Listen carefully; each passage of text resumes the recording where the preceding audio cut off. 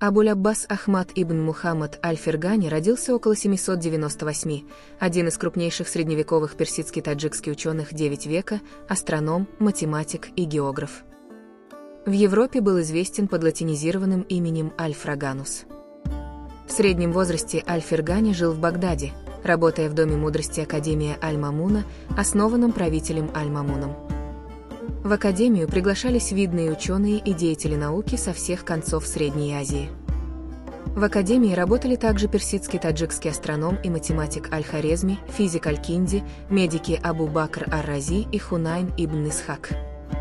В Багдаде были выстроены 2 обсерватории, оснащенные лучшим по тем временам инструментарием, который позволял ученым наблюдать за звездным небом и делать математические вычисления.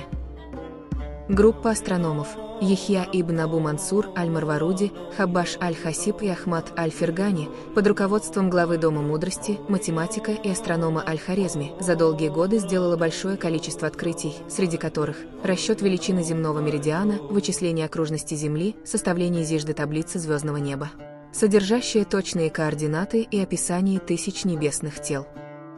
В середине IX века аль-Фергани переехал в Каир, где и прожил до самой смерти.